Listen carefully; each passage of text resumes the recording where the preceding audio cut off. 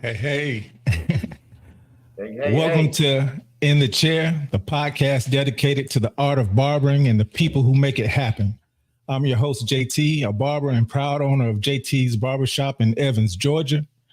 During our time together, we'll dive into all the aspects of the industry, from the latest haircuts and grooming trends and the techniques and skills that make barbering truly great.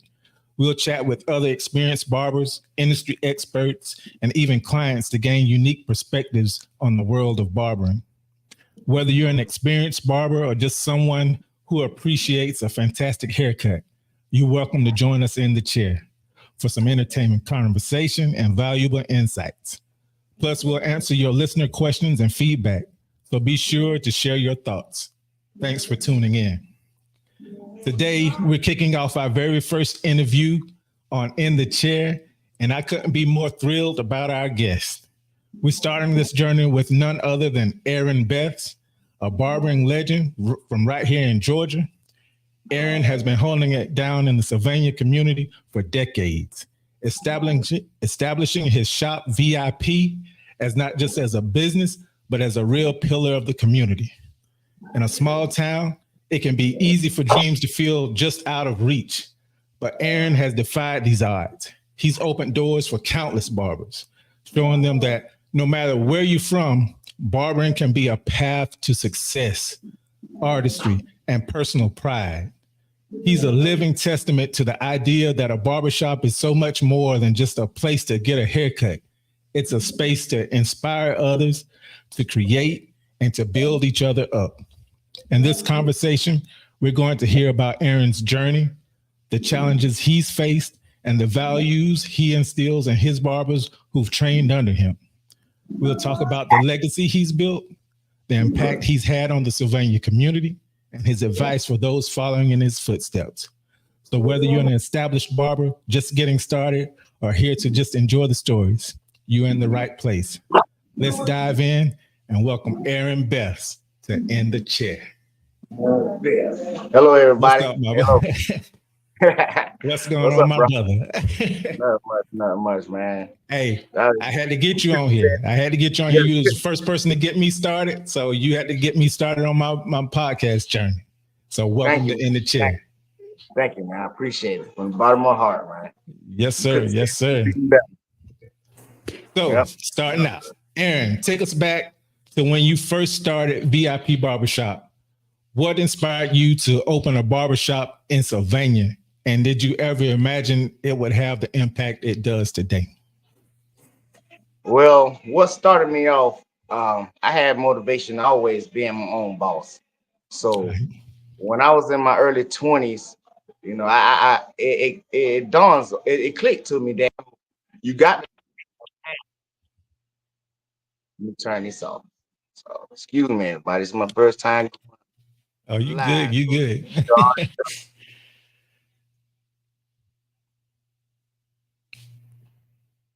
damn.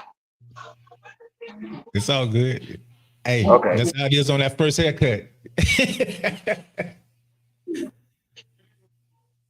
You still there? Yeah, I'm still here. I'm still here. All All right. Yes. All right. What got me started? I ended up going to barber school when I was around about 21 up in Augusta, Southern Barber College, and I got a chance to meet some great folks. I always knew I wanted to be my own boss, and I came from a little country town, Sylvania, so I wanted that experience to go out and meet other people, get my feet wet in the world, get knowledge from anybody that I can learn from that's gonna lead me in the direction that I want to go, and that's being a successful barber, business owner, and whatever the God had chose me to go after that. So I went to school. I ended up once I got out of school, as a young person, I was going through some obstacles. I was on probation. I didn't give up. I had a praying family. I prayed for myself to be a better person. I can't lie. I had a little violation, but that only motivated me to come back harder, to not Amen. give up myself. So um, I got out, went back to school, finished, and then I met some good guys in school, man. We still good friends today. By the name, his name is Corey Kennedy. He gave my first opportunity, and he didn't have to do that. And when I saw that the age that we was like 23 years old, being our own boss in the city, and I knew then if he can do that in the city, imagine what I can do in the country. Amen. So that was all motivation. I take my hat off to him for giving me my first opportunity. I got to give him his props also. So once he gave me the opportunity to learn the business, I took his pros and his cons, and I built that. And I went on and I got my own business. June 2004, I got my own business. And it was hard in the beginning. Couldn't make $100. I couldn't make $100 barely a week. It was hard, but I didn't give up. I stayed down. Yeah. And what you saying that, that's when I first started in your barbershop, that's how I felt. You know what I'm saying? And I had the same dreams and aspirations that you had, So, when you saying you only, you can only make about $100 a week or whatever. Hey, I was in the same boat. Like sometimes I'm like, man, I know it's got to be more money out here than that. But hey, I appreciate you saying that because, a lot of people need to hear that. You're going to start from the bottom. You're going to start from the bottom no matter what. You ain't going to just hit riches right away. I shouldn't say riches, but you ain't going to be established right away. I don't care what kind of clippers you buy, what you do. You got to have people skills and be professional. That's number one. Mm-hmm. Have a goal. Yeah. That's the biggest thing. Number one. Oh yeah. Having that goal is the thing. And I'm pretty sure, when we had our private conversations, you told me you saw that in me. I had goals right from the jump. Man, when I saw you, you was a diamond in the rough, bro. You know what I mean? Yeah. You a born leader. And I'm proud of you. And from where you come to where you at, and you're not finished yet. So look at you got a hellified story. If I could speak just as well as you can, I can say a hellified speech about you too, brother. I appreciate that. And what you saying all that, the first, one of the things I want everybody to remember from what you just said, you went to school. I went to school. You went to school. You didn't think that you could do it by yourself right then and there. You had to go and learn from people that have been in this industry. You cannot do it by yourself. You got to start from somewhere. You got to start from the bottom and work your way up. And one thing too that I want to insinuate, and I want everybody to listen to. When I started my business, I came out of jail. I violated my probation, and they locked my butt up. When I got out of jail, I did 18 months for violating. Some violation, but hey, they slapped me across the head for it. And I'm not going to sit here and ask for no pity party. I did the time, did the crime, and I came out of jail. So anybody that ever been in jail, don't let no one tell you that you cannot change. Do not let anyone tell you that you cannot be successful. You got to have it in your heart to come home. Yes, you're going to have people watching you. Just make sure you stay on point. But it's not about them. It's about you. What you're going to do with your life. And don't let no one tell you that a man coming out of jail cannot be successful. Amen. Looking at living proof. I came out on a Friday. I had some loving family that supported me, gave me a little financing. Mm-hmm. I paid them back. But regardless, I had a praying family that loved me and saw something in me. So I cannot let them down. So if anyone out there that got someone that care about them, praying for them, hoping for them, don't let them down. Don't let yourself down. And don't never let no one tell you about what your past going to determine your future. Only you going to determine your future. Amen. That's what's up, bro. That's what's up. Now I want to talk to you about overcoming challenges. I know that Sylvania is a small town, and many people might not think of this as a place to start a successful barbershop. What were some of the biggest challenges you faced early on building your clientele and your reputation? One of my biggest problem was making a name for myself. And I think that is going to happen anywhere you at. You got to make a name for yourself. I had a name for myself as a person, but as in the barber world, I had to make a name for myself. Nothing wasn't going to be given to me. Clients just wasn't going to stop going one place and just run to the next. I had to show myself approved, and that's what it is. And it was hard, man. When you got bills and you got things going on, it's hard. And then it was every day was a challenge, but I didn't give up. Yeah, and what you're saying that I've talked to a lot of people, and business people, maybe not just in the barbering industry, but they said that first 1 or 2 years is going to be the most difficult. So with you saying that, I totally agree. Like with me opening my barbershop, I wish I would have went in with a partner, because I really didn't know what I was getting myself into. But remember, I always used to tell you that. Yeah, I could be a partner any day, as long as I get my piece of the pie and everybody's piece come together.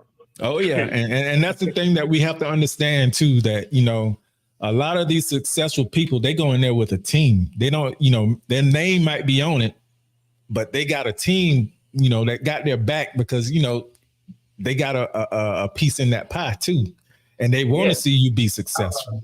A lot of people don't care about the name or the branding and all that type of stuff. They just want to make sure that they're getting theirs from what they invested in you, because they believe in you. Just like you said, your family believed in you. They were giving you prayers. They was hoping, and they gave you, financing to help build what you've built, and you paid them back. And a lot of us, we need to understand that you got to start. You can't do it by yourself, no matter what. Everybody can think they're a boss or whatever, but you're not a boss until you got somebody that believes in you. Yeah. And are willing to help you do that. And that's why I owe a lot to you, because you gave me that opportunity. You gave me that vision to get to where I'm at right now. And I'm proud of you too, bro. Once again, I'm proud of you. Oh yeah. It's almost like teaching Kung Fu. You teach you teach what you know to someone so they can go out and be just as great and better than you. Yes. Oh yeah. You hold the game and knowledge of life and thinking you're going to be successful. I have nothing to gain by holding that in. Exactly. And I want to see everyone grow. Oh yeah. Oh yeah. And with you saying that, I know you might have seen some of my posts on Facebook, and I show my barbers off and whatnot, but I'm proud to show them off. And I think every one of my barbers are better than me. I'm proud to say I've surrounded myself with barbers that are better than me. Yes. I still think I'm good. Don't get me wrong, but I feel like they're better than me. And I learn a lot from each one of my barbers in my barbershop. And I add it to my repertoire to keep myself relevant, to keep myself going, keep myself motivated. They inspire me. You got to surround yourself with people that are better than you, or even have the same mindset as you. Because sharper nine. Amen. Amen. Now I want to talk to you about building a legacy. You've given many barbers the opportunity to start their careers right there at VIP Barbershop. What does it mean to you to be able to create these opportunities, and what values do you hope to instill in each of them? Say that one more time. You've given many barbers the opportunity to start their barbering careers right there at your barbershop, VIP. What does it mean to you to be able to create these opportunities, and what values do you hope to instill in each barber that comes through your barbershop? Oh, it means the world to me to be able to give someone an opportunity, because no one give the opportunity that I'm giving. No one gave that to me. So I want to be able to fill that void like a daddy or a family member, a loved one, to fill that void what I was missing. I had to go, I had no choice but to go to school because no one wasn't going to give me that opportunity. And I thank God that I did go to school because it made, I feel like I became a better barber. It just didn't teach me picking up clippers. It taught me professionalism. It taught me everything about being a barber that consists other than clippers, you know, and it got we meet a whole lot of people that I'm glad to meet, and what I want to see everyone that come through here succeed. Everyone is not going to be a owner one day. You might be a A1 employee, and that's all I want for anyone just to play their role, be the best of what they're going to be in life. Don't never let no one tell them that they can't do nothing. You control your own destiny and just take this thing to another level. That's all I want. I don't want to have to waste my time dealing with anyone that's going to come through and take what I give them and just piss off with it, because that's why a lot of our profession is getting watered down and people don't respect the barber game. It's not a game, the barber profession. I used to be so proud to wear my barber jacket. I still am. When I became a barber, man, I wore that jacket everywhere, man. You don't know I'm a barber. Just like you know, how would you know I'm a barber if I don't wear the attire, put the armor on? Yeah, facts. Hey, and what you saying that, you know, I remember when I still remember the day I reached out to you and I was like, hey, man, I just finished barber school. Hey, can I get in your shop? You know, give me a chance. And you didn't even hesitate.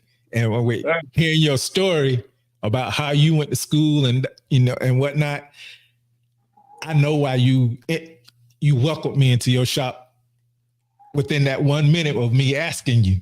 And I still remember the day that, you know, I never cut hair in the barbershop yet.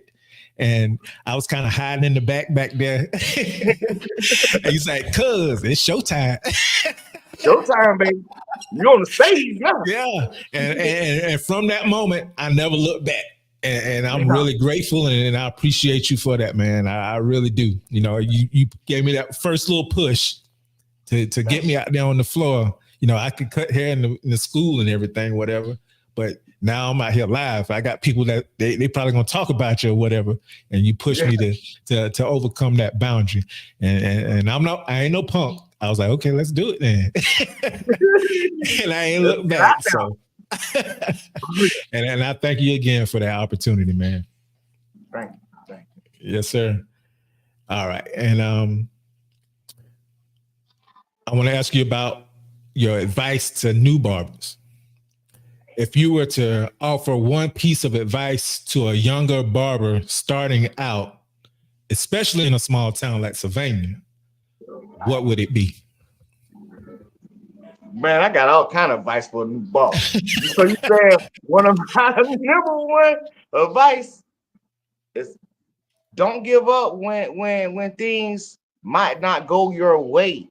Like, you're not coming to your mom and daddy house where something is going to be given to you.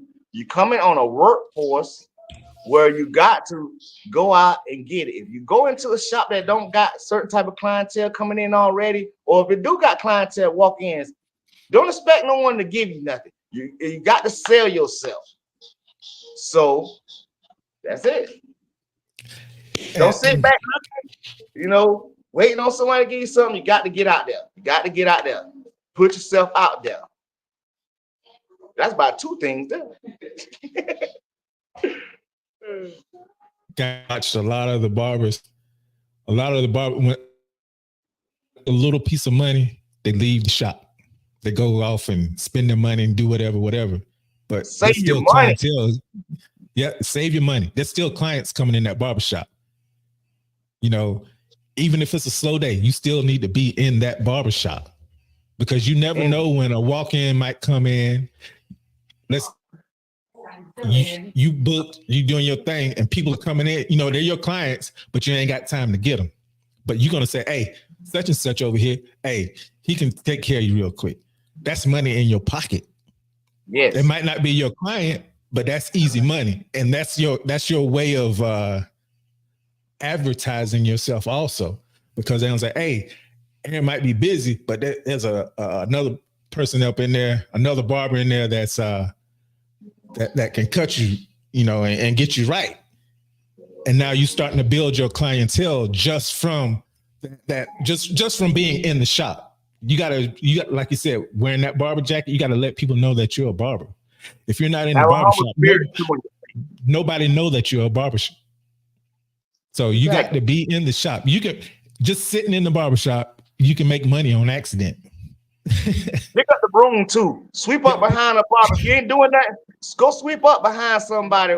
Sweep up the hair. They might feel sorry. Say, here you go. I'm gonna give him a customer. You know what I'm saying? He not just sitting in the corner. Or she not sitting in the corner looking for a handout. You know? Yeah, and I'm glad you said she. Nervous. Yeah, he or she. You know. Yeah. And I know it can get nervous when you're on a job. You start a new job. It can be nerve-wracking. You know, people can be intimidating coming in. You know what I'm saying? So it got to be in you, not on you. Mm-hmm. So exactly, you got to know you on the stage. You're like you're a performer. You're in front of folks. You got to learn how to cut when it's hot, when it's cold, when people talking, when people laughing, when people pointing, when people whatever. You're gonna have to go through those obstacles. So don't be scared. It's okay to be nervous, scared, whatever, but you gotta fight. You gotta get out there. They sit on your butt. You sit on your hands. Oh, let me take it back. My number one rule is to save your money, because it ain't always going to be coming in fast. You're going to have slow days. You're going to have to learn how to save your money and do right with your money, because your money can go far. Amen. And that's a broad, what I just asked you, that's a broad subject, and I'll go in all day long about that, because coming from the country up to the city and everything, I learned a lot. I've learned a lot, and I don't know if you've seen my barbershop. Well, I know you've seen it, but I have a very diverse barbershop. I have more female barbers than I do male barbers. Yes. And y'all learned over the years, females more dedicated on the job than a male anyway. Amen. And they do everything by the book to perfection. They're very professional. It's not just because they're female, and it's good to surround yourself with people with, that beautiful people. Ain't nothing wrong with that. But you want a presentable barbershop. You want presentable barbers that can bring in more clientele to make your business even more successful than what it is. So, I'm glad you used the word she, he or she, because the ladies, they go to school. They'll go to school, learn every aspect about it, and help you get your business up and running, because they want it to be successful. And those are the type of barbers that you're looking for. I wish a lot of male barbers would be the same way. I wish, I know it's a lot of unlicensed barbers out there and everything, but hey, man, you don't know how many doors you'll open up if you go out there and get them L's. Trust me. Go out there and get them L's. It's not just about the little hustle to get the money or whatever. I mean, it is, but you just don't know how many more other doors will open up if you go and be legit. Yeah.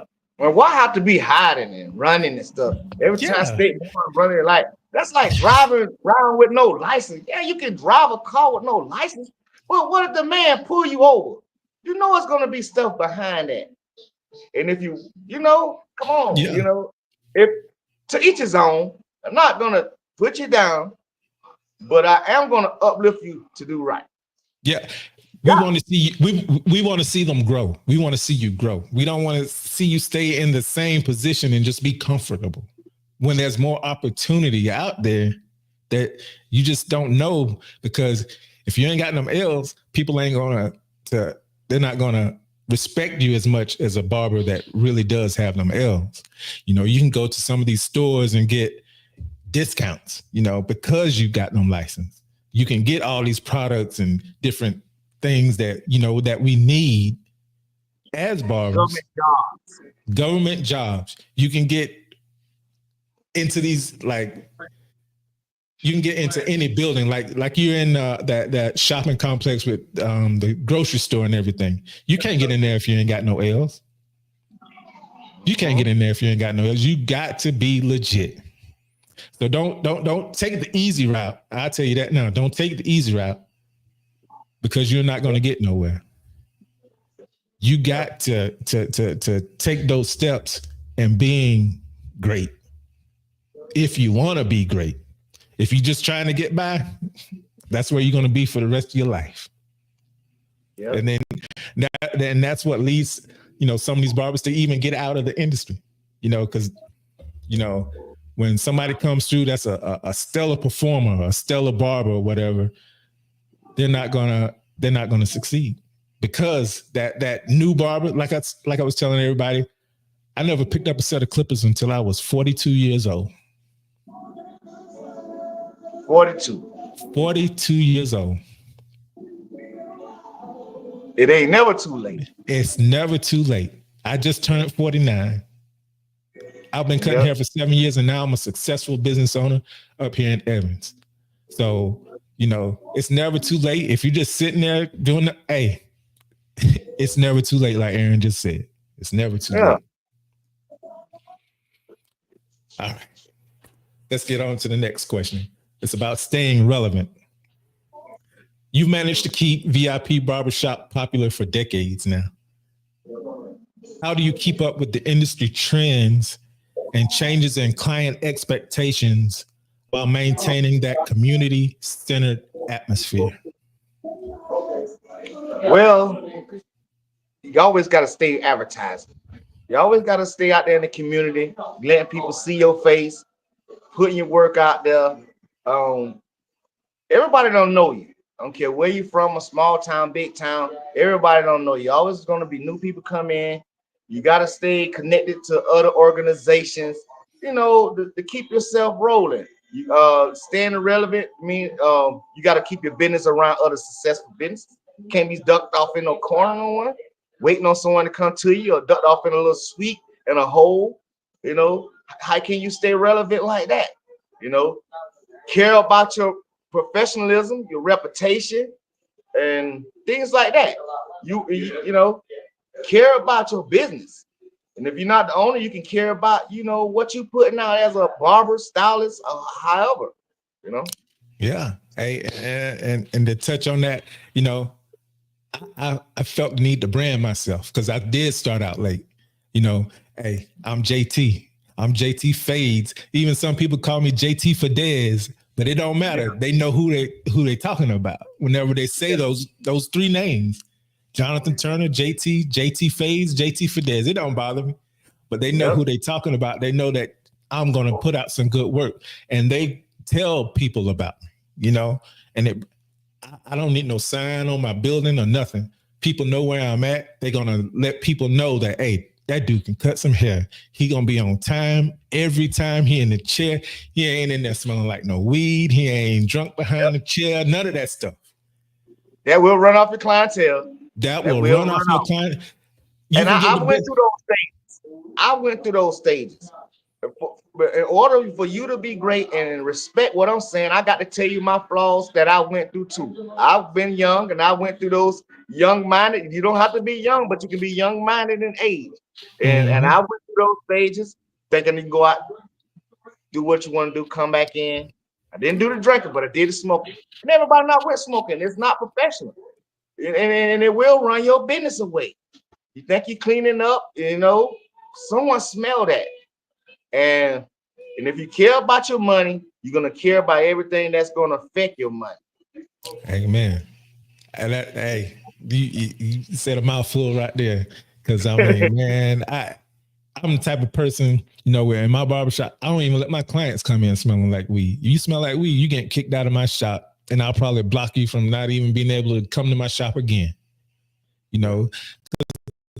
People don't want all that stuff. You know what I mean? It's just, you got to grow up. We got to grow up. It's not, you're out of high school and college now. We're in the society. You want to invite in families. You don't want to invite in just the homeboy or whatever the case may be. You want to invite in people that's going to contribute to your business in a positive way, that's going to go and talk to other people to bring more business to your shop. There's like, hey, they're a professional. They could cut, just cutting hair ain't everything. I remember you saying before, you can teach a monkey how to cut hair. Yeah. You can teach a monkey how to cut hair. You don't know what you're doing. Yeah. And that's why I when you said that when I was in your shop, that stuck in my brain for a long. It's still stuck in my brain. I like Don said, you can teach a monkey how to cut hair, but you can't teach everybody to be a barber, a successful barber at that. So I appreciate you again for that piece of knowledge, because I've noticed it. Once I came out here into the city and everything, I was like, oh man, dog was right. He's like, you can teach anybody how to cut some hair, how to use a set of clippers, but there's more to barbering than just cutting hair. This is how to keep clientele and how to keep clientele coming back to see you week after week after week after week. And if barbers don't understand that, they're not going to get nowhere. You're going to be sitting right there, complaining about, hey man, I need to make the booth rent, whatever. But hey, if you do what you need to do, you can, man. And I got to the point now when I was working at the shop over here, Headliners, the shop that when I left from VIP and came up here to the city, man, I got to the point where I could make my booth rent in half a day. Yeah, that's good. And that's how barbers need to think. It's all this stuff is numbers. I'd rather work hard for myself than work hard for somebody else. You know what I mean? Yep. Hey, what's up, Willis? Willis, yeah. I want to thank all of our listeners. Who's so far we got Michael Singleton. That's one of my partners up in Fayetteville, North Carolina. Tamika Shepherd. Thank you for tuning in. Antoine Smith, I see you. Thank you for your comments. Hey, and one of the barbers I started with in your shop, Willis. What's going on? What's up, Willis? What's up, my boy? He said, great barbers that taught me the game. That's another guy I'm proud of, Willis. Oh, yeah. I'm proud of everybody that I've been able to touch and inspire. I'm proud of everyone. Even if you're not even doing the barbering no more, I'm still proud of you because I know it's in your heart and you're going to come back to it. Oh, yeah. If it ain't doing nothing but cut your own son head, coming back. Oh, yeah. And one of my my Marine Corps buddies, Jeffrey Dangle, what's up, man? Me and him, we done did deployments together. We went to Iraq and all them places together. Been on the ship together. Simplified Devil Dog, hoorah. Hey, LaRonda, what's going on, LaRonda? Hey, sweetheart. Thank you for tuning in. She said, hey, fellas. LaRonda. Hey, we will love you too, Willis. And Antoine just clicked in, gave us the muscles. That's what's up. All right. Hey, that's enough for the shout outs real quick, but we're going to go ahead and get to the next question. We're going to talk about client connections. Small town barbers often form close relationships with their clients. How would you describe the relationship between VIP Barbershop and the Sylvania community? I would think I have a great relationship with the community. Number one, I'm from here, so it really didn't have to. I feel I didn't have to do too much. But over the years, I built a lot of good relationships with a lot of people, a lot of organizations that I would have never even got a chance to even meet if I wasn't who I am today. So I respect everyone that I've come across and who I am for the past and the future.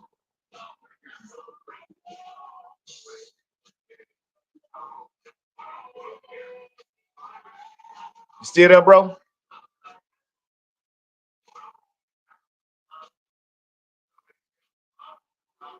Hello?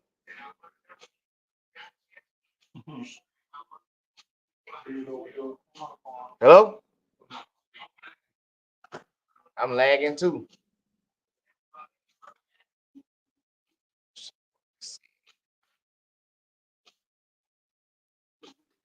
You lagging down there, dog? I can't even hear him or see him. Right, let me come down here on this end.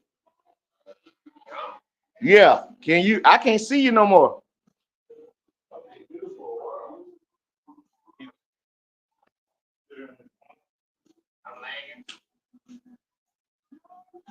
Can you see me?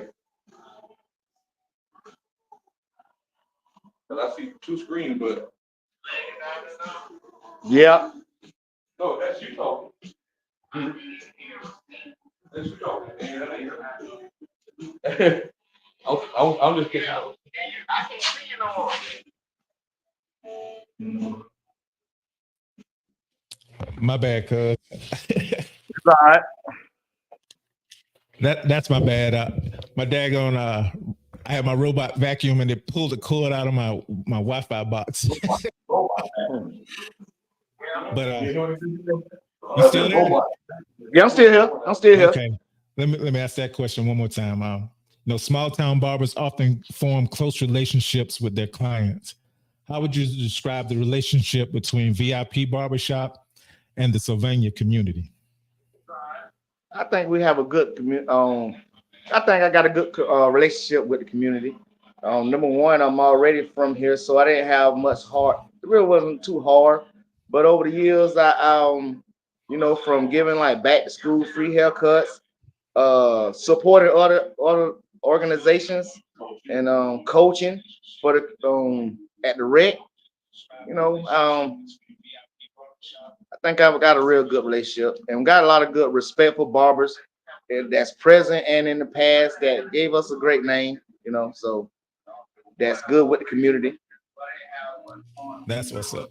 Yeah, and I love to see that. Now I've seen some of your Facebook posts from when y'all did the back to school haircuts and everything, and I was like, oh man, I wish I was there, but I was up here doing my thing, and I'm always be grateful to you and what you're doing for the community.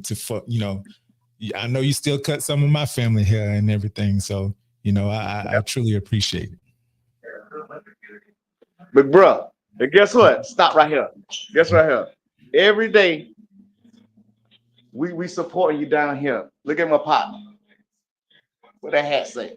Oh, that's what's up, JT Phase, baby. Every day my dog down here. You know what I'm saying? I said, well, it was a little slim for my wide head. I got a double phone. Hey, JT Fade, baby. Oh, you know what I'm saying? We ain't just stunting. We for real. You my point. That's what's up, man. I truly appreciate that. And yeah. My homegirl Jenica Lynch, if you listening or you watch this video, I'm still gonna bring in your t-shirt. One of my classmates, she been beating me up about the t-shirt, so I'm gonna still bring it down. But I appreciate you supporting me, boss man, and you're always gonna be. I'm always have your back, no matter what. Thank you, man. Thank you. Love you for that, man. Yes, sir. And then let's talk about some memorable moments. Over the years, you must have had some unforgettable experiences with clients or fellow barbers. Is there a particular memory or story that stands out to you? Man, I got a lot of funny memories, man. I can go on and on, man. I got some good ones and I got some bad ones. I got, hey, I come back to that one. Like I said, I started my own business when I turned 25 years old. 25, straight out of jail. My mom and them was not holding my hand like a baby. They gave me that handoff and I ran with it. Yeah. So, hey. Hey, I feel you, and I know we got had some fun, man. From 25 years old. Yeah. Man, we And just in my little short amount of time being in your shop, I done seen some things in that shop too. And, everybody got a story to tell, and we all been, we all got stories to tell. And we just keep those whenever we see each other in the bar or whatnot. But, yeah. it's all experience. Hey, it goes down in the barbershop. Yeah.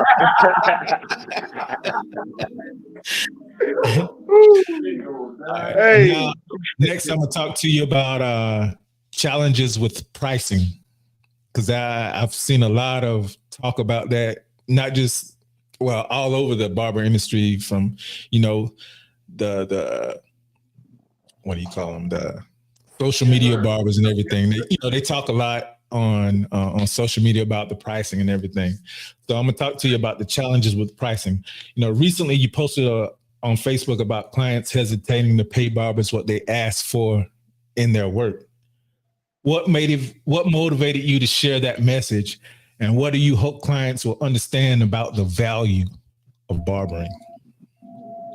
I really shared that message not directly towards at me, but as barbers as a whole, because I get tired of the disrespect that a lot of folks try to show barbers. Number one, a lot of people don't want to respect us because they know us and we're performing a task. And a lot of people don't sit well when they give you their money. They feel like they take care of your lifestyle. Meanwhile, on their job, they want the best pay, the best benefits that they can get. But when it comes to us, they think barbers are supposed to take the less or whatever. So my thing is,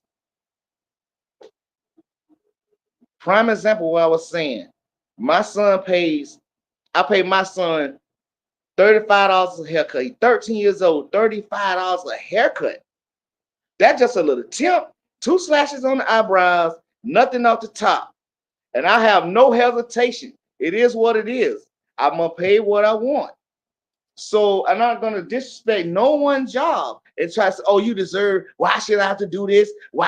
No, it's what, if you want it, pay for it. If you don't, go somewhere else. We're the only profession that people want to dictate our income. And when you think about it, we don't go up every time pay rate goes up. Yeah. Think about barbers. Every time the pay rate has gone up, we only seen a really spike goes up during the coronavirus time. And we had to go up. Who's gonna get out here and keep breathing all over folks, risking the dying? Look at the risk that we took. That we wouldn't get confiscated like a doctor getting confiscated. A doctor would not touch you without a mask or gloves on. We contact with people all day, every day. And I don't want to just drill to that corona. We need to get paid what we deserve. And we got so many barbers that depreciate our skill.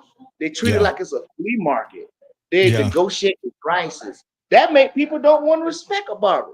Yeah. Yeah. And with you saying that, I'll say that I ain't trying to throw no shots at people, but I feel like sometimes it's the unlicensed barbers that kind of water down the industry. I'll say it. I don't care. I say it is. We are the only profession that we have a no snitch policy.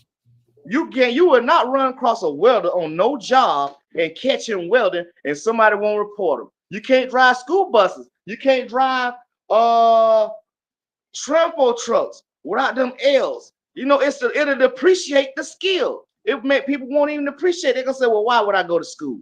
Why would I do this? And when I could just go pick up me some clippers and then say I'm doing this and that. I'm undercut everyone that's really doing it professionally. And then when I don't like it, guess what? I'm gonna put them clippers down and I'm gonna run off and I'm gonna do something else. Thank you, sir. Thank you, sir. Respect you again. Want to understand? Thank you, I've been in prison too. Thank you, sir. Hey, thank you got a lot of tape. Thank you. I'm in the interview right now. Thank you, sir. Hey, I gotta I gotta see how I can get him in. He want to join one of my barbers in my barbershop. He said, yeah, I wish I could join. Man, bring him in, man. We all family. Bring him in. Yeah, I'll send It ain't him about a me link in a today. minute. It's about everyone. It's about what we do. Oh yeah. And what you say about the challenge, let me send this thing to him. But with the challenge in pricing, you know, I remember when I came to your shop and I know the prices that you had. It's just that you know, people don't understand that, you know, we go to school for this. You know, us licensed, but we went to school for this. We paid money to get them L's because it wasn't just a cakewalk. You know, we had to go all the way. Where was it?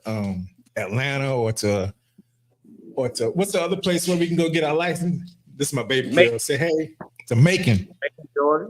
And you know, it was a lot to it. You know, we got to go in there and stand in front of them people and perform and show them that we know that we went to school and we learned, you know, that we actually learned the art of barbering and we did the things to make this happen. You know, when I come out into the industry, it's like I don't went to school for this. Why is this unlicensed barber making the same amount of money that I am and he ain't put in the work that I put in? You know what I'm saying? I just wish that, I mean, I love the fact that a lot of people can cut hair, but I wish people would, those unlicensed barbers would respect the barber industry the way it should be respected. You know, they're not going to do it. As long as we have a no snitch policy, and I ain't gonna knock them, I ain't the one to call the man. But as long as we keep that up and they keep making money, then they're not gonna respect it. And the people that's we servicing not gonna respect. Oh, my brother picked up some clips. I just go over here and get a haircut from the house over here and did whatever. And then guess what? You can't go catch a nurse somewhere at the nursing home or a doctor's without them papers. Yeah. Any profession of a beautician or a barber, and we make good money, bro. So we're a profession that people are tapping into and they're not taking it serious. And when they're not taking it serious, they'll do anything, they dress any kind of way, they treat clients any kind of way, chasing a dollar, treating it like it's a hustle instead of a passion. It's a profession. This is a profession, not a hustle. But to each his own, but it's always that but. Yeah, facts. You know? Facts. And man, I can go on and on for days about that right there. You know, it's just I still got several more questions that I want to ask you, but you know, I'm a you know, review this podcast and we'll talk about some of them hard questions again on another podcast because I want to keep this going. This feels good. This is like therapy to me, you know. We got to get it off our chest. Next interview, I have me a haircut, everything be dead up. You know what I mean? You ain't gonna catch me slipping like this. You know, it'd be like we're really on the shay. You know what I'm saying? Might have a cup of yak because we on the off time. We'll be on the off time. Oh yeah. But I'm on my job. So you know this is what you get. Oh yeah. I appreciate you, you know, coming on the podcast with me last minute. And you know, like I said, you gave me my shot. Hey, you giving me another shot. So I'm and to you, brother. Oh yeah. But Evan. Okay, and then we're gonna talk about managing expectations. How do you handle situations when clients are resistant to your prices? Have you found effective ways to communicate the value of a quality cut and the experience that VIP Barbershop offers? You said the challenges that we face with existing prices. Well, really, when clients don't agree with the prices that you're charging them. How do you handle those situations? And have you found any effective ways to communicate the value of a quality cut and experience of being in a barber chair? Well, if I have someone complaining, I'll be like, ma'am, sir, you see the prices up on the wall. Number one, we're not charging the highest in town. So if these prices don't fit you, You free to go somewhere else. No hard feelings, you know. But we can't Hey, negotiate. We can't negotiate no price. This is not no flea market. That's what a lot of people think. That if you treat yourself like a flea market and fluctuating your prices just to please someone, they're making a joke out of you at the end of the day, and they don't respect you. And I had to learn that at the end of the day. The prices is what it is. Don't like it, go somewhere else. No disrespect to no one. It is what it is. It's a price for everyone. You want that porch price? Go to the porch. You want a professional price? Come to the professional environment. Simple. facts. Amen. And then, another thing is, you can see people, they got these expensive outfits and expensive shoes on, expensive whatever, jewelry, all, but they only want to pay $20 for a haircut. $20. And they make it $20 or better out. Yeah. And then I'm like, my guy, Yes. that outfit you got on will not look good if it wasn't for that haircut that I'm about to give you. We're the beginning to everything, bro. Your girl won't like you with a nappy head. You can't go on the interview. You can't get the first thing someone to see is your face, your hair, everything. We're at the beginning. Love that. Beauticians too. Yeah, they'll see your haircut and your face and everything. And if that look good, then they might check out that outfit. You know what I'm saying? Then they're gonna look down at your shoes. Yeah, your face first, then your shoes. Yeah. Film. Exactly. And people don't understand that. That's why you got to get yourself a great barber and stick with that barber. And hey, we can go on and on for days about that too. But I'm gonna keep on going because my baby getting restless over here. Oh yeah. For anyone out there, I do funeral home service too. I cut the dead also. I'm professional all the way around the board. I ain't ready for that yet. In and I'll see you out. See I ain't ready for that yet. Hey, it ain't nothing to it. I ain't ready for that yet. Hey. They pay more. They're gonna pay 3 times what the live man gonna pay. I'm gonna take your word for that. All you gotta work smarter, not harder, man. Smarter, not harder. Oh yeah, I'm gonna take your word for that one. Yeah, just half a head, half a cut. Yeah. Okay, and we're gonna talk about lessons from the business. In your time as a business owner, what have you learned about balancing quality and affordability, especially in a community that may have diverse financial situations? But my job is to try to be fair, man. I know the pricing, and I want to be there. I don't want to undercut myself, but I ain't gonna overcharge someone. So I understand it all about the area you live in, Mm-hmm. and you gotta be compatible, you know what I'm saying? And I'm not trying to beat no one across the head. I'm gonna ask you this. This kind of relates to that question, but let's just say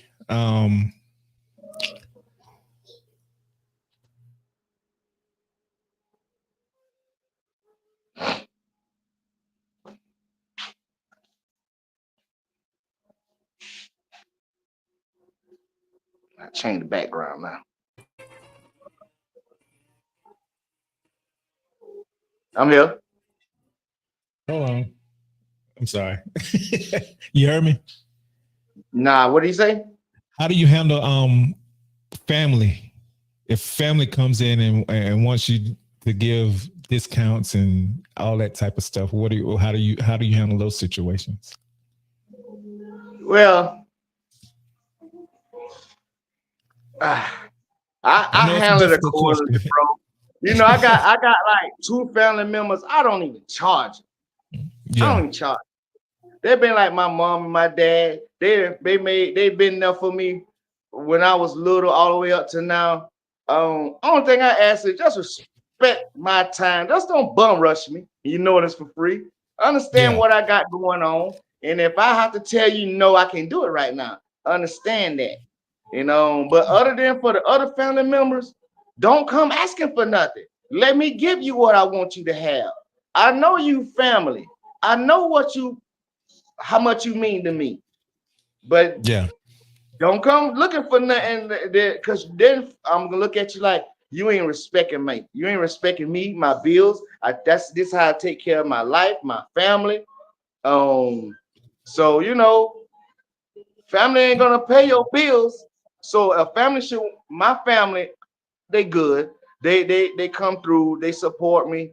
The ones that do come, not all my family, but for the ones that don't come, it's still no love lost, because Yeah. it's all a choice of where you want to go.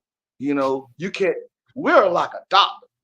Once you lock in, you lock in. So the Yeah. family that don't come to me, I don't trip on that. Yeah. But when you do come, don't look for no handouts, because this is a business. Yeah. And I love you. I know how to treat my Facts. family and friends and loved ones. Number one, if I look out for you, don't come up in here hollering out. What you charge next time? You know what we charge. Yeah. Now I gotta charge you for a price. You put me on the spot. Because Yeah. you always gonna have that one loved one that you're gonna look out for. Oh yeah, But most that definitely. person should not dictate your money flow. Once you see it starting affecting you, you looking out for too many. Because I seen a lot of barbers try to kiss ass. Look out for everybody that came through. And at the end of the day, they be broke as hell. And we walking home with a pocket full of money, cut less than them. And they don't cut all day long, but Yeah. broke. You know why? Because they want to look out for everyone. They let them prey on their kindness. You never let no one prey on your kindness, because at the end of the day, we all got the same bills. We all get hungry. We all got a light bill, car notes. So don't ever let no one prey on you. Oh yeah, most definitely. And my brother, he comes to my barbershop and I cut his hair, and I told him, I was like, hey, it's on me, bro. No worries. He's like, no. He was like, no, I'm gonna pay you, because this is my way of giving to my nieces and my nephews. I know you got bills to pay, and for me to come in here and expect a free haircut all the time, I'm not doing anything for my family by being that way. And I talked to what's his name down at BP. The way they do business is like if a family member asks for something, for a certain amount for something, they pay them double than what they asking for, because that's their family and they know they trying to support the family. So I love my family hair, and like you said, I don't give no discounts, but I'll cut your hair for free before I give you a discount, because I don't want you coming in there looking for that all the time. But I also have a mindset that if you come to me during business hours, it's business, no matter what. I don't care. If it's after hours, we can work something out. But if you come to me between 8 and 6 o'clock, I'm charging you exactly what I'm charging everybody else, because that's my time. I'm on the clock. So that's how I go about handling my family. But, there's onesies and twosies, like you said, that, hey, I'm gonna look out for them because they're always there for me, whatever. I ain't got, if I need something, they there for me, that type of thing. But if you just, cuz whatever, and you ain't, we ain't down like that or whatever, I'm gonna charge you just like I'm charging everybody else that comes to my barbershop. Oh. Yeah. And here's my next question. Evolving in your business, have there been any major changes you've made at VIP over the years, whether in services or even in the culture of your barbershop? Oh, most definitely. Like I said, when I first started off, I was 25, and I started off in the hood. My first shop was in the hood. And once I moved from my second shop, I moved downtown. And from downtown, I moved in a better location in a shopping plaza. You see the elevation in life? I started where I can start at, and I moved up. At every level of life I went to, from the hood, from downtown, I met a different level of people. A different level of people came into my life and accepted the people around me and gave us a chance. Number one, I want to insinuate, and I don't want to never down anyone that got to start. You got to start somewhere. But I'm going to tell you, people will not come in the hood and spend money all type of ways. Yeah. People will go out that hood and spend. The people in the hood go out the hood to spend money. But once people made it out that hood, it's very seldom that they will come back. But it's enough people there, maybe, that you can have a successful life. And I did that. But once I knew I wanted to grow past this, I didn't want to have to be stuck in the hood. Certain type of people did not want to come to me because of the area I was in. And so I had to wait on God to give me my opportunity and the time for me to move. And when that time was, I moved. I moved to a better location. And then once I got there, there's pros and cons to everywhere you go. Facts. But I feel it was a step up. Now I'm where I'm at. Now I'm to a level where now I can be more than just an owner, a business partner. You know, I can be all of that. It's because I'm steady growing, elevating. First off, I want to get myself together, my business. Once I got that and moved on in life, now I can inspire and bring in and be a part of other things. That's what's up.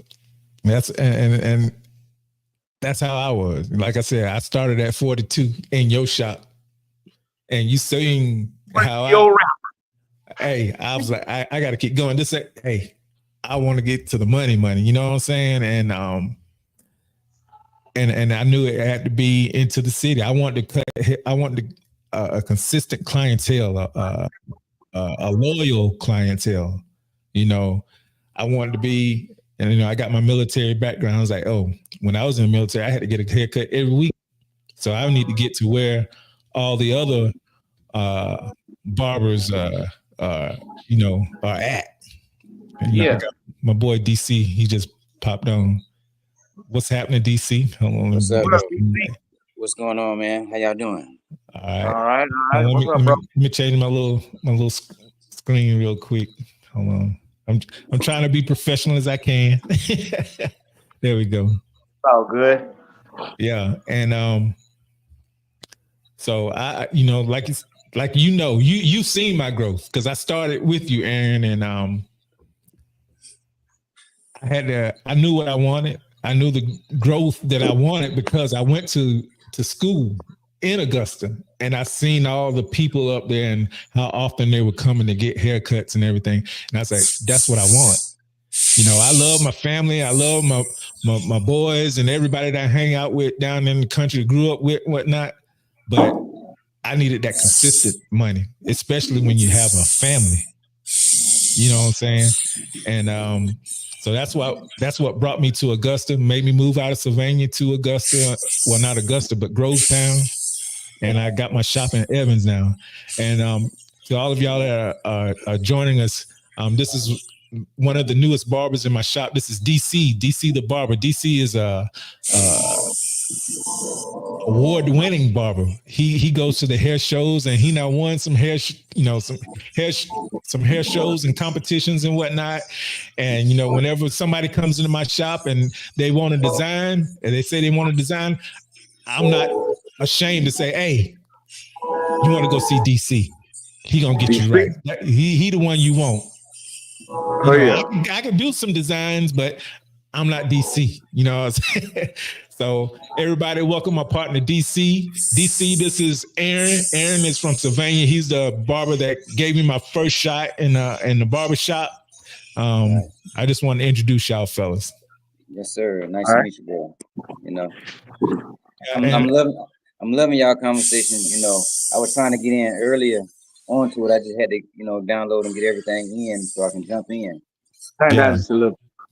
That's what's up. And, hey, and that makes me proud. Like I said, this is one of the newest barbers to my barbershop, and he sees the growth that I'm doing. We had our conversations, and I told him what I was about, and he was down with it. And it made me proud. You know, I was like, oh man, people are coming, want to, you know, work with me, you know, and whatnot. And I'm not a horrible person to work with, and I try to do my best to make my shop grow even more. And DC can vouch for me. We have a very successful barbershop. We got a great great group of barbers in our barbershop. And phenomenal leader, man. oh yeah. So anything you want to say, DC, about anything that we talked about so far? 'Cause I only got like 2 more questions, and then I'll be ending the podcast. Let me get, all right. I want to jump in when y'all was talking about the prices. Yeah. Right? Like you said, it'd be like it depends on where you at or whatever the case may be. See, when I was working in Atlanta, I was already at $100 starting out. You see what I'm saying? But but the proof is in the pudding. You know what I'm saying? Like, you know your worth. Like, I have my master barber license. I have my instructor's license. You see what I'm saying? I done went to school for this. So, and I do great work. So at the end of the day, I can't compare myself to another barber that hasn't been through what I've been through. Like I was talking about with haircuts. Like, you got haircutters out here. People ain't got no license, but they still doing what we do. Yeah. But at the end of the day, I know my worth. I know my value. I know what I went to school for. So Fact. my prices, that's why people go to college. People go to college to get money, to get paid more, right? Mm-hmm. So if I done been to school twice, I can't still be on the same page as any other haircutters. Yeah. You see what I'm saying? Exactly. But like I agree with you earlier when you was talking about, we done been to school for this. We put in our time, you know what I mean, for our worth. Yes. So at the end of the day, like, I know my worth. I know where I'm at. So, but even coming to, like I said, coming back down here, coming to this city, coming back to Augusta, you know, I had to kind of demote my prices because everybody can't afford $100. You know, everybody, you know, that's just not the area that we in. But when people see your worth, the right people don't mind paying you or even tipping you. Great, you know. Yeah. That's You fact. make me want to come see that $100 haircut now. God damn. Shit. Aaron, I don't know if I never told you the story. Hey, I want quality. I want no tinto. I want That's that it. quality. It's all about quality. You know what I mean? Mm-hmm. Like I try to explain to my clients, like, okay, you go stand in line and pay $250 or more for a pair of J's, right? But you want a $10 haircut. Yeah. That don't make no sense. None at all. That don't add up. That don't add up. So now you're not matching from head to toe. Yeah, exactly. And what you say about the prices, like when I was at Headliners, I had this one client. I think Steve had the price set at like $25, I think it was. I charged the man $25, you know, as long as I get what I asked for. But there's some people that really appreciate barbering. Really, really appreciate barbering. Right. After he swiped his credit card and everything, I look at it, I was like, sir, he's like, no, you good. This man gave me $250 just to give him a bald head. Yeah. $250. Exactly. And he do it every time he come to my barbershop, and he comes once a month. You see what I'm saying? Well, that make me smile there, boy. And with that being said, I've seen him go to, you know, if he can't get to me, he go to another barber in my barbershop, and it don't bother me, you know, because I still got clients coming. I'm still cutting all day, every day. Right. And when I see, and I see when he swipe his card or whatever with the other barber, the barbers don't really look at what they're getting paid. I was like, hey, look at what he paid you. I'm like, what? I was like, look at what he paid you. And they look, and they got a big old, like, oh.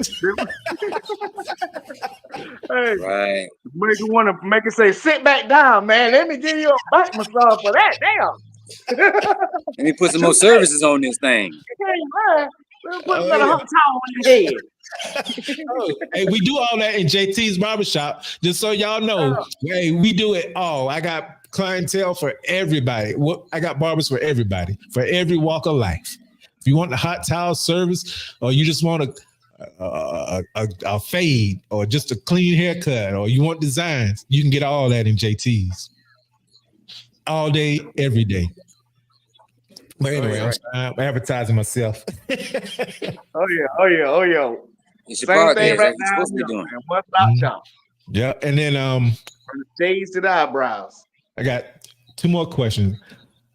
I think you already answered this when we first started out, Aaron. Are there barbers, mentors, or other shop owners who influence you to build VIP Barbershop, and what lessons did they pass on that have stayed with you? You say have there other barbers in locally? Maybe not locally, but like you said, it was a one guy up here in Augusta that, made you, that you followed or that inspired you. Well, yeah, he did. He gave me my first opportunity. I can never forget that. I'm forever grateful for him. The same opportunity that I gave you, he gave me in the same fashion. I was a rookie. I was nervous. He used to be like, man, you keep cutting, man, you're gonna mess the head up. They good. You know what I'm saying? You're gonna get better. It's not gonna happen overnight. So it's different barbers from local even to the internet that had inspired me. Right. Yeah, that's what's up. And I don't want to beat that dead horse, but I just had to ask that because I had it on my questionnaire, on my questions list. And let's see,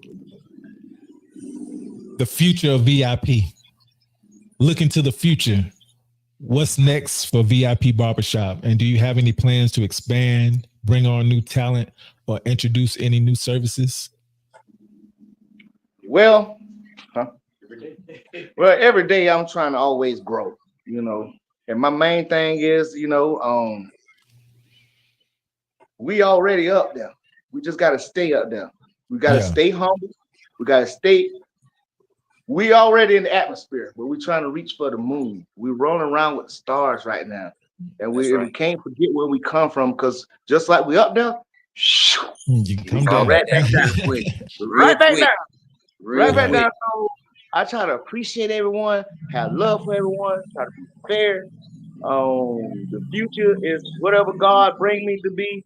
Like me, I'm a jack of all trades. So this is not the only thing I do. I'm in the real estate. I'm into you might well just say a whole investment group. You know what I mean?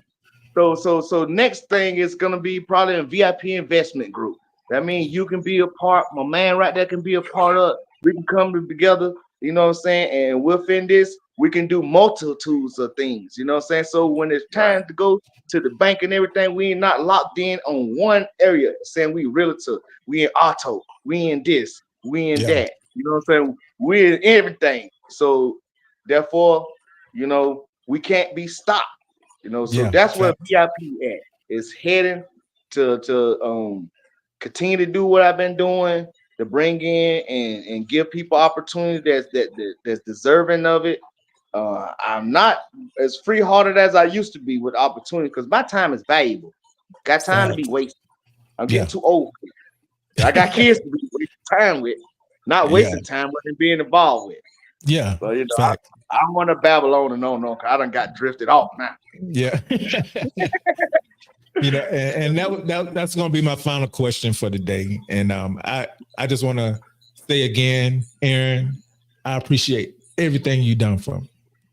Giving me a chance in your barbershop, giving me motivation while I'm in your barbershop, believing in me and support me even when I left your barbershop. I mean, it means a lot. Even when COVID happened and, all the shops were shut down up here in Augusta and they said that we can open up again, you said, JT, come on, man. If your shop ain't open up there, you can still cut right here. And me and you was in VIP together, just us two, cutting during COVID, getting it. And we made it through it, and I appreciate you, because I was real hungry then. When I say hungry, I'm not talking about eating, but just I was still hungry in the barber game. You know what I'm saying? I wanted to keep my passion for this industry, because it has changed my life for the better. And like I said, you gave me that opportunity, and that's why I had to put you on my podcast first, so that I could show you the appreciation that I do have for you. and I'm always be forever grateful. You know, whenever I come to Sylvania, every time I come to Sylvania, I always stop by VIP. I never not. Yeah, I think VIP is the first place I go before I even go to my mama's house. Just Wow. Thank you, cuz. just Boy. to show you that I appreciate you that much. And you continue to do what you're doing for Sylvania. That's my home. That's our home. Take care of my family.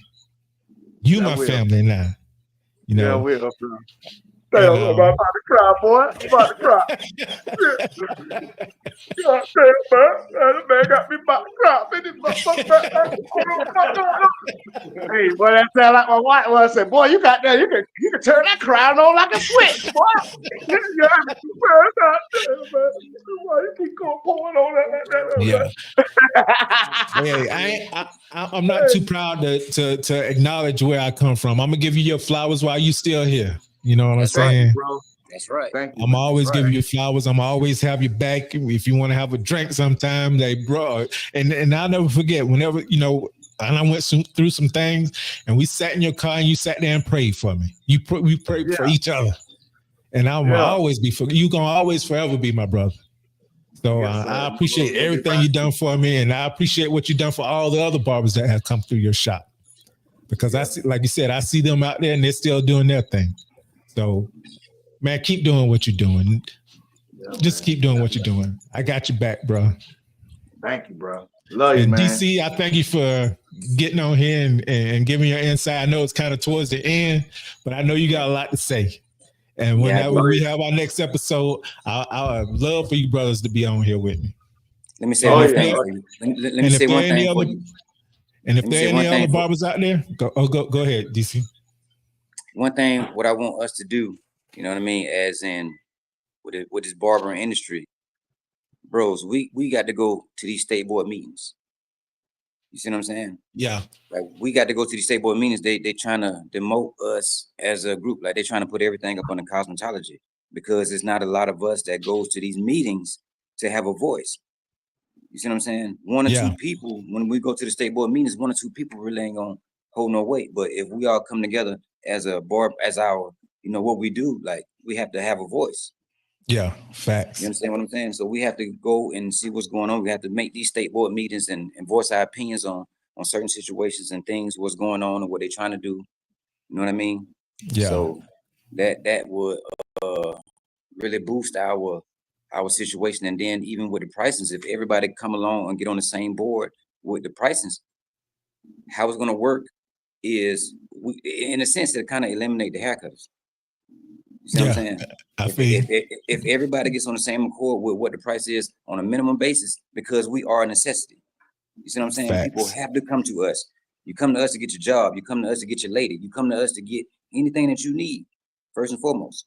So with that being said, if everybody's stand on the same page or the same accord with the pricing, that's going to eliminate a lot of the haircutters because people going to want them like, okay, well, if I got to pay this anyway, I'd rather go to him. I'd rather go to them or this and that because we are more professional. You see what I'm saying? We have the license. We're going to give them the barber experience and not a haircutting experience. Facts. Facts. You see what I'm saying? Yes, sir. All of this is going to come in tune. The more and more we come together and as a unit, then that's how we're going to win. That's how we're going to put our promotion, our profession way higher than what it's supposed to be. They try to demote us.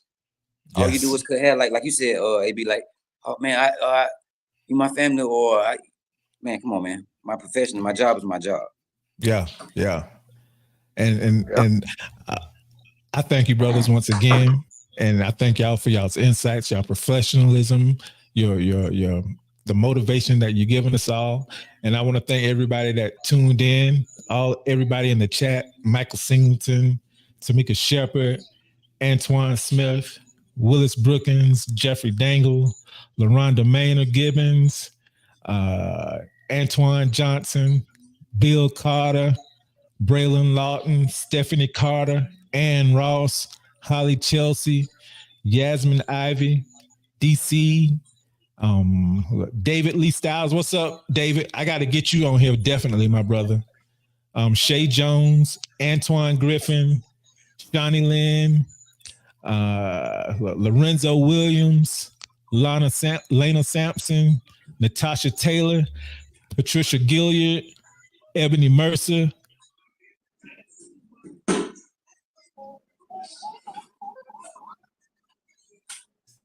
For the next episode of In the Chair with JT.